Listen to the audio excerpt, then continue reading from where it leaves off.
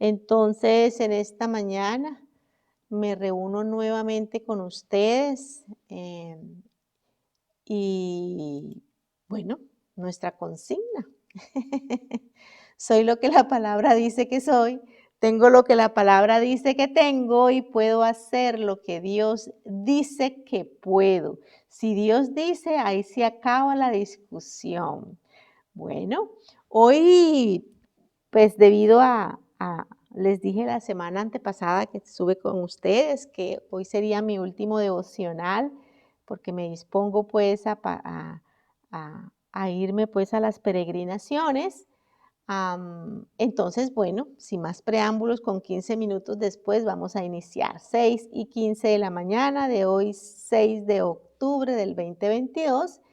Y yo quiero comentarles que estamos en un momento de la historia donde la era de la iglesia está por terminar, ustedes lo saben, pero antes de que termine, la iglesia no puede seguir como está funcionando. Nosotros como cristianos no podemos seguir como estamos, muchos de nosotros. No podemos seguir como vamos, porque estamos dando muy mal testimonio de lo que es verdaderamente seguir a Cristo. Les he venido hablando de cuidar lo que hablamos y lo que pensamos, que el enemigo nuestro es Satanás, es nuestra carne, nuestras emociones. Y les quiero mostrar hoy un ejemplo en la Biblia de cómo esto opera. Porque pues ustedes pueden decir, no, sí, suena muy bonito, Suana, lo que tú nos dices, pero ajá, ¿cómo funciona este tema de que Satanás nos ponga pensamientos? Y bueno, vamos a ver cómo Satanás tentó a un rey. Ese rey fue el rey David para que pecara contra él. Y quiero que me acompañen a 2 de Samuel 24:1 y les voy a leer, voy a trabajar la Reina Valera Gómez, una de mis versiones favoritas, y dice lo siguiente: volvió a encenderse la ira de Jehová contra Israel, e incitó a David contra ellos a que dijese: ve, haz un censo de Israel y de Judá. No se pierdan de vista que en este tiempo, cuando el rey David estaba al frente, los dos reinos estaban unidos, el del sur y el del norte. O sea que estamos hablando de todo el reinado de Israel y de Judá. Y la mayoría de personas que leen solamente esta escritura en 2 de Samuel, asumen que quien incitó a David a hacer un censo fue Dios. Sin embargo, el relato paralelo de esta misma historia que se encuentra en Crónicas aclara quién fue que le puso ese pensamiento a David. Y valga el momento para decirles que es lo mismo que yo siempre le insisto a mis discípulos, a los que están conmigo en los diferentes discipulados, que cuando lean la Biblia siempre, no se queden con una sola escritura, ahonden más, porque si solamente leemos 2 de Samuel, decimos, ay, Dios mismo atentó contra su propio pueblo. Y vamos a ver la escritura paralela en 1 de Crónicas 21, que ahí me dice quién fue el que incitó a David. Y 1 de Crónicas 21:1 nos dice: pero Satanás se levantó contra Israel e incitó, o sea, tentó a David a que hiciese censo de Israel. Satanás tentó a David y él no se resistió en desobedecer a Dios. Muchas veces a nosotros también nos llegan pensamientos que creemos son propios, pero resulta que son instalados, como les he dicho, por el reino de las tinieblas, para que usted, desconociendo las escrituras, lo haga, o conociendo las escrituras, desobedezca. ¿Qué debió hacer David? Lo mismo que usted y yo cuando tenemos pensamientos de querer hacer algo, tomar alguna decisión. ¿Qué debió hacer? Ver si ese pensamiento se alinea a la palabra de Dios, y si no se alinea, pues entonces es un pensamiento que ya sabemos, este pensamiento no es de Dios, es puesto por el mundo de las tinieblas para que yo desobedezca la palabra de Dios, pero como yo tengo un tapiz, porque a mí me interesa hacer lo que Dios quiere que yo haga, porque yo sé que obedeciendo su palabra yo tengo la bendición, entonces, ¿qué hago? No, Señor, derribo todo argumento y toda altivez que se levanta contra el conocimiento de Dios y de su palabra, y llevo cautivo ese pensamiento a la obediencia a Cristo. Esa es la fórmula que me da 2 Corintios 10:5. Derribe todo argumento y toda altivez que se levanta contra el conocimiento de Dios y lleve cautivo todo pensamiento a la obediencia de Cristo. Como les dije al inicio de mis devocionales, hace un tiempo atrás, Shema Israel, oye Israel y haz lo que dice la palabra. Shema, haga, oiga y haga. Eso es lo que habría que haber hecho, lo que tendría que hacer el rey David y lo que nosotros también. Y la palabra me dice muy clara quién es el que tiene que hacer esa labor. No es Dios, es usted. Usted. Y para eso usted tiene que conocer su palabra, para que ahora usted pueda juzgar los pensamientos que le vienen. Usted tiene que conocer la palabra, porque vuelvo y repito, a muchos escucho orar, Señor, por favor, ayúdame a esto. Señor, por favor, quítame tal cosa. Pero es que Dios dice, pues ya yo te dejé la Biblia allí, ya tú tienes todo escrito, ya no soy el que te tengo que quitar. Eres tú el que tienes que tomar la decisión de no desobedecer lo que escrito está. O sea que eres tú el que tú eres el protagonista. Yo y mi Santo Espíritu estoy aquí para ayudarte, para fortalecerte, porque el que empezó la buena obra la va a terminar. Pero el que tiene que tomar la decisión eres tú. Entonces es importante, muy importante que usted pase tiempo con la Biblia, que usted se disipule para que pueda juzgar si sus pensamientos son del reino de Dios o no. Y volvemos a la historia de David. Satanás entonces quería irse en contra de Israel y le pone este pensamiento a David.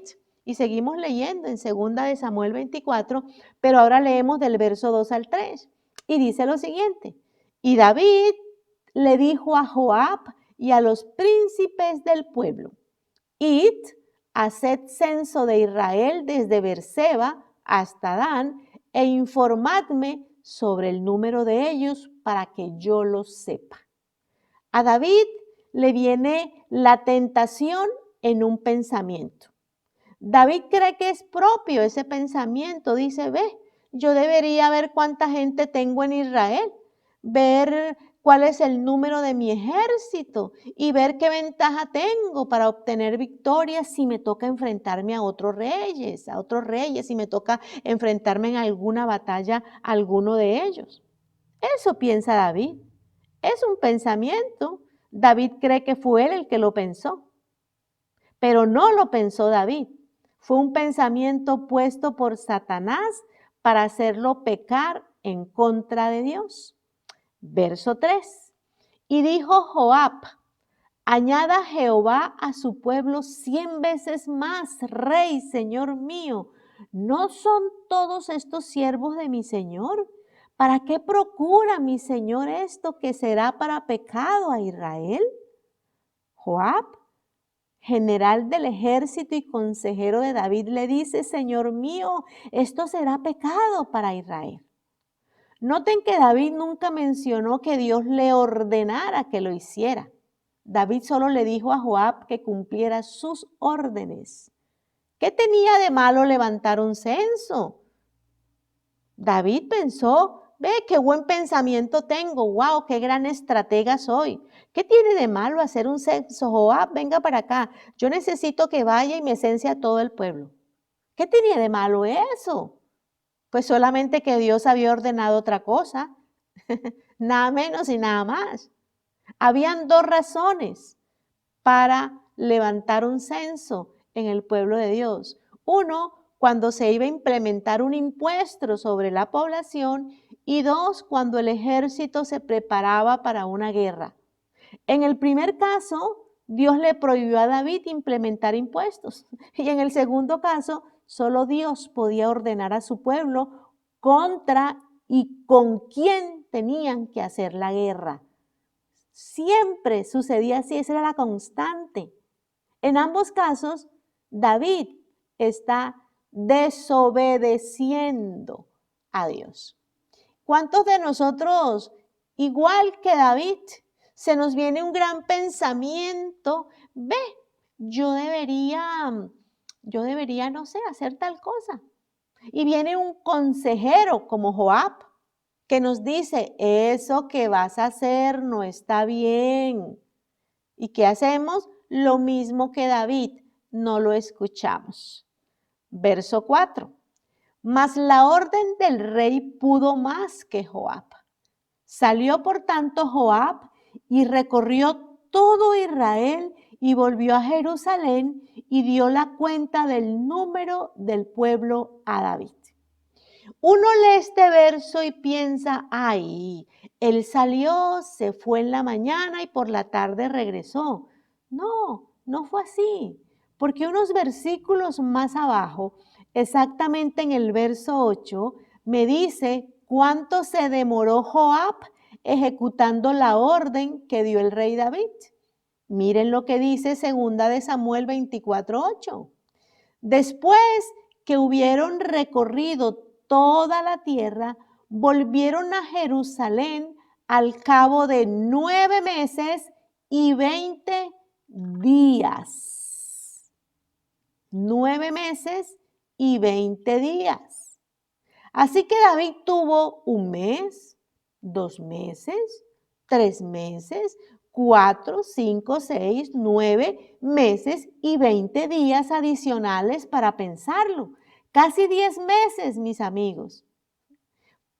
Aquí quiero decirles, cuando una tentación viene, el ser humano tiene un tiempo de meditación. ¿Ustedes lo sabían? Siempre en la palabra, así lo muestra la Biblia. Cuando hay una tentación, hay un tiempo de gestación de la tentación y un tiempo de dar a luz la tentación y un tiempo de que la tentación crezca y un tiempo en que nos lleva a la tentación. Ese tiempo, ¿para qué es? Está para que usted recapacite. David tenía que recapacitar en el primer mes, quizás en el segundo o en el tercero, y llamar a Joab y decirle, ve Joab, ven para acá, yo estuve meditando la palabra, ¿sabes? Y yo recuerdo que escrito está que Abraham venció a 5 reyes y él era uno solo. Recuerdo también que Josué venció a todos estos reyes que habían y era una minoría. Recuerda también un juez que Dios alzó aquí hace siglos atrás. ¿Te acuerdas de Gedeón, Joás? Bueno, Dios le ordenó que saliera a la batalla solo con 300 hombres. ¿Para qué? Porque Dios pensaba, no sea que ustedes piensen que por el número de hombres que ustedes son, por eso vencen y no porque yo estoy con ustedes. Así que Joab, yo he estado meditando las escrituras, ¿sabes? En estos 3 meses, en estos 4, en estos 5, en estos 8, en estos 9, aún hasta me tomé los 20 días adicionales. O sea, al último momento, después de esos 9 meses, 20 días, yo como que entré en razón. Yo pensé locamente, Joab, no podemos hacer eso. Lo que tú me aconsejaste es cierto. Eso es atentar contra Dios. Pero no. Pasó el 4.º mes, el 5.º, el 6.º, el 7.º, el 8.º, el 9.º, hasta 20 días más. Y David no corrigió lo que sabía estaba mal. Porque David lo sabía. Por eso les digo, Satanás nos pone pensamientos para que usted, conociendo la palabra, desobedezca. O no conociéndola, haga lo que el diablo quiere que usted haga. Conociéndola, desobedezca.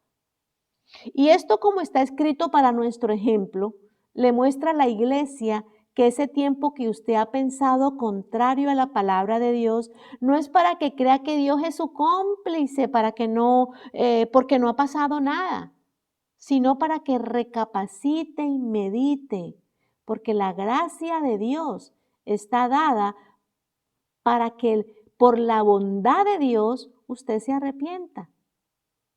Por la bondad de Dios. Dice la palabra, es la bondad de Dios la que nos lleva al arrepentimiento. Aquí está el caso. Para que entonces la bondad de Dios usted recapacite, usted medite en lo que está haciendo y diga, no, esto no se alinea con la palabra de Dios. ¿Yo qué estoy haciendo? Locamente he hecho. Yo no voy a hacer eso. Porque la bondad de Dios hace que usted se arrepienta. Porque el escrito está, usted entiende la Biblia, usted dice, yo quiero agradarte, Padre. ¿Ok?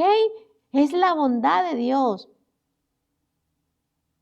Yo dice, ¿yo por qué estaba pensando esto? Dios santo, aquí escrito está que yo no debo hacer esto, soy tuyo, Dios mío, lo siento, Señor. Gracias por la sangre de Cristo que sacó de mí este pensamiento contrario a la obediencia de Cristo y ahora lo someto a la obediencia tuya, busco qué es lo recto, lo correcto que yo tengo que hacer. Pero ¿qué sucede? Ese es el problema de muchos en este periodo de tiempo. Ese es el problema de muchos en la iglesia hoy en día. Ese es el problema de muchos, que cuando saben que están haciendo algo contrario a la palabra y como pasa el tiempo y no ven que nada pase después de tomar esa mala decisión, al no ver las consecuencias del pecado, toman a Dios como su cómplice. O sea, aquí no hay arrepentimiento de sus acciones. Dicen, ve, yo como que hice locamente, como dijo David, locamente hecho. Yo como que hice loco, pero bueno, no me pasó nada. Ay, Señor, gracias por tu misericordia. Y sigo en las mismas. Pero es que no era para eso. Se olvidan que Jesús no solo es el Salvador, también es el Señor. Jesús es Salvador y Señor.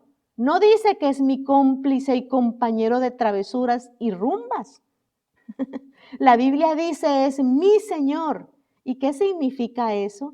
Que es mi autoridad suprema, el que manda sobre mí. Para aceptar a Jesús como el Señor, es que si la manera que voy en mi vida no es la correcta, debo arrepentirme, debo hacer un alto y decir, Señor, yo no puedo seguir como voy, porque voy camino a la muerte eterna, voy camino al infierno. Por lo tanto, Señor, me arrepiento de mi pecado, cambio mis pensamientos, esto que creo, con lo que tú me dices, con lo que el Espíritu Santo escribió en su palabra, porque ahí están los estatutos del reino en el cual pertenezco. O sea, no es lo que yo piense o crea, es lo que tú dices, Señor. Esa sería la actitud. Y muchos han aceptado a Jesús el Salvador, pero no a Jesús el Señor. Lo tienen por fuera de sus vidas. ¿Y qué es lo que han hecho? Solamente han repetido una oración sin arrepentimiento. Y por lo tanto, lamento informarles en esta mañana que una oración de recibir a Jesús sin arrepentimiento, lo que hay es que no hay nacimiento de nuevo, no hay nacimiento del Espíritu. Y cuando llegue el momento de la muerte se encontrará en el infierno, mi amigo. Así de grave es esto. Y yo les digo, qué lástima que yo me despida de ustedes hoy con tremendo devocional, que lo saqué a muchos de la cama y están allí como que, ¿qué? Suana, es que qué bueno que te vas. Porque es que estos devocionales a mí me gusta es cuando me acarician y me dicen que el Señor me bendice siempre. No, porque amamos las almas que el Señor nos da, es que tenemos que advertirles, como Jeremías cuando se paraba en ese templo y les gritaba, por favor, arrepiéntanse, huyan de la perversión del pecado, Jehová los perdonará, miren que se va a destruir el templo, van a ser cautivos, y no escucharon. Iglesia, tienen que despertar si alguno de los que me está oyendo hoy están creyendo eso. De que sí, yo soy fornicaria, pero acepté a Cristo y me voy para el cielo. No, no es así. No es así. El nacimiento de nuevo es imperativo para que usted sea nueva criatura en Cristo Jesús. El nacimiento de nuevo. ¿Qué es el nacimiento de nuevo? Me arrepiento, Señor, porque no es a mi manera, es a tu manera, Jesús. Me pongo en tus manos porque sin tu ayuda no lo puedo hacer. Eso mismo fue lo que hizo en esta historia David. Él se arrepintió después y dijo, Dios, cómo he obrado tan locamente, pero David lo hizo cuando ya vio las consecuencias, como lo pueden leer después en los siguientes versos. Cuando ya, después que Dios le dio la misericordia de Dios, que también nos la da a nosotros, tiempo para que nos arrepintamos, porque a David se le dieron 9 meses y 20 días que no vio nada, que dijo, ve, sí, fue una gran idea censar. Pero cuando ya vino la mortandad, cuando vino todo el tema, Israel dijo, locamente he obrado. Locamente he obrado. Una cosa quiero dejarles claro. Usted no necesita llegar cambiado para aceptar a Jesús. Usted puede llegar en la podredumbre, pero podridos es que nos arrepentimos. Y es Jesús el que nos ayuda a cambiar. Así llegué yo a los brazos de Jesús, podrida completamente, podrida, porque yo me creía unas historias. Yo me creía esas historias que el mundo me enseñó. Yo me creía, ¿cuál es el problema si hago esto? No, hombre, qué gran idea tienes, Ana. Pero es que resulta y pasa que mi gran idea no era lo mismo para Dios. Dios tenía planes reservados para mi vida, que yo los atrasé. Y fue la misericordia de Dios que me llevó al arrepentimiento y al nacimiento de nuevo. Muchos se creen cristianos, pero no lo son. Porque un verdadero cristiano tiene nacimiento de nuevo. Y un nacimiento de nuevo es cuando yo entiendo que la manera en que yo estoy caminando, si es contrario a la palabra de Dios, quiere decir que el que está mal soy yo, no la Biblia. Porque esa es otra. Muchas veces me siento con personas y dicen, no, es que sí, eso está ahí, pero no, eso era para esa época. Pues resulta que no. Dios quiere darnos una vida con total propósito. Una vida para eso nos puso este libro, para que meditáramos en él y entendiéramos cuáles son los planes que tiene para nosotros, qué es lo que quiere él que nosotros hagamos. Porque él sabe cuál es qué es lo que nos ayuda en esta vida. ¿Cómo es que podemos vivir en esta vida? Y no podemos, familia, seguir viviendo en esta vida de acuerdo a nuestros preceptos, a lo que creemos y a lo que pensemos. Cuando ya le hemos entregado nuestra vida a nuestro Señor, Él es el que manda, no nosotros. ¿Qué pasó con David? Pasan casi 10 meses y empezó la muerte en Israel, la destrucción. Como quien dice, como yo no soy tu Dios, entonces hagan lo que ustedes quieran y yo me retiro, así dijo Dios. ¿Y qué pasó? La muerte arrasó y David entendió por experiencia, no por obediencia, que no debió irse contrario a la palabra de Dios. Porque cuando Dios está con nosotros, mis amigos, tenemos el triunfo asegurado.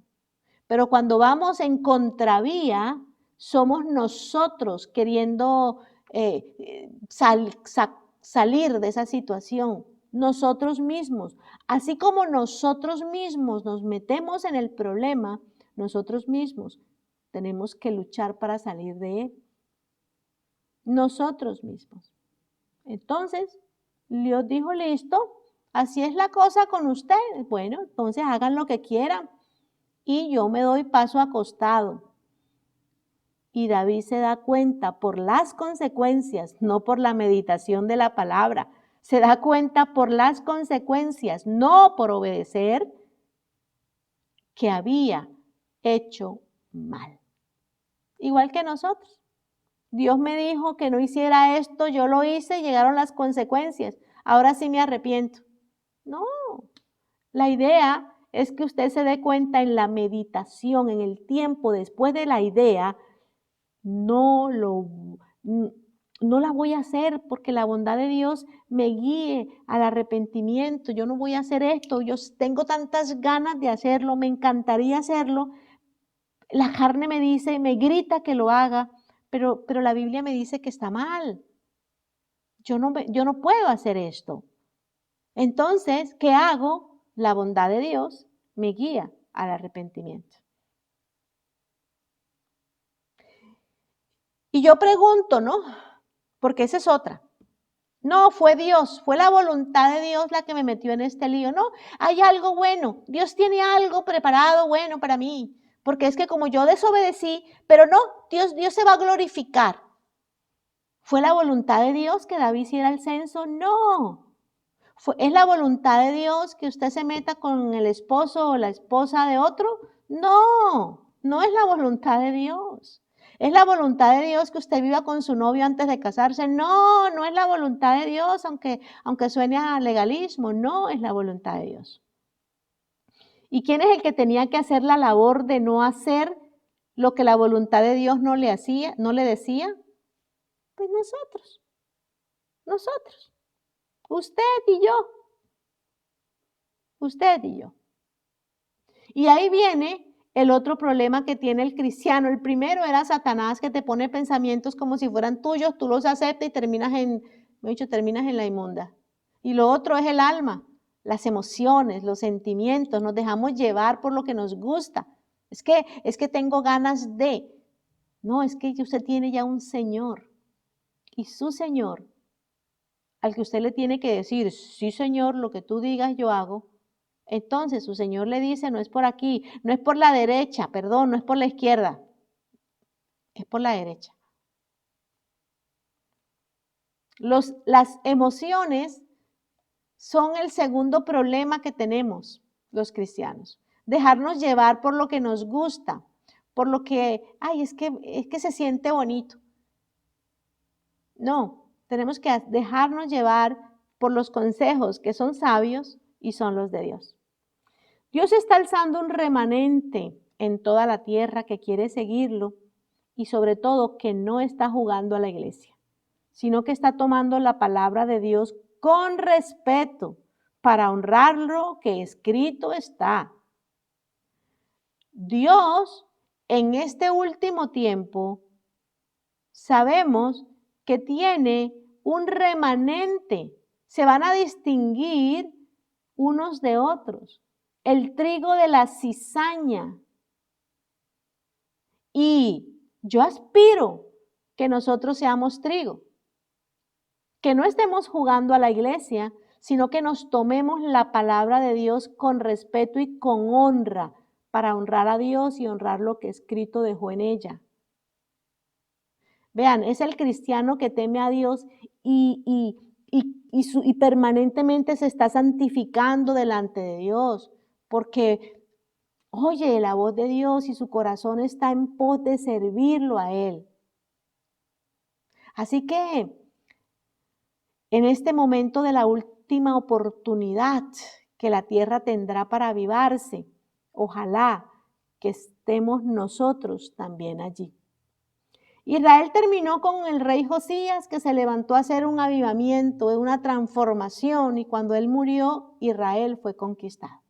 Asimismo, ahora en este momento somos nosotros la última generación, somos Somos los Josías de esta época. Léanse la historia del rey Josías, mi rey favorito de la Biblia.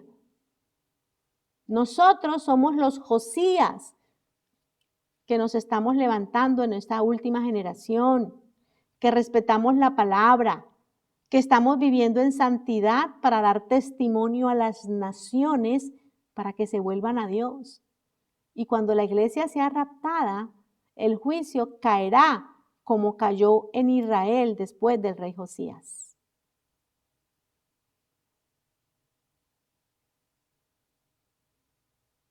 A seguir a Dios, mis amigos, a respetar su palabra y a vivir de acuerdo a lo que escrito está, es el más valioso consejo que les puedo dejar a ustedes en este tiempo. La historia nos mira. Yo pregunto, ¿qué quieren que la historia hable de ustedes? Yo deseo que cuando yo llegue de hecho, desde ya, yo estoy preparando una carta para llevársela a mi Señor a Israel. Y parte de mi carta dice, ¿qué quieres? ¿Qué dice el cielo de mi vida? ¿Qué dice el cielo de mí, Señor? Revélame, ¿qué dices tú de mí? Porque es que yo quiero tener el dulce aroma del cielo. Revélame qué dice el cielo de mí. No qué creo yo que tú dices de mí. ¿Qué dice el cielo de mí? ¿Qué dice el cielo de mis planes? ¿Qué dice el cielo de los planes que tiene para mí para el 2023? ¿Qué dices tú? ¿Qué dices tú de mí, Dios? Ese es mi mensaje para Israel. Yo quiero en ese muro preguntarle al Señor, Señor, ¿qué dices de mí? ¿Qué dice el cielo de mí? ¿Cuáles son los planes que tiene el cielo conmigo? Porque yo quiero hacer las cosas de acuerdo a tu voluntad, no a mis fuerzas, no a lo que me parece, no a lo que yo creo, sino a lo que tú dices de mí. Yo quiero cumplir el propósito tuyo por el cual me pusiste en esta tierra. Y la única manera de cumplirlo es enterarme de qué dice el cielo de mí. Yo espero que tomen este consejo de buena manera. Que sigamos a Dios de verdad, que respetemos su palabra y que vivamos de acuerdo a lo que escrito está. Amén.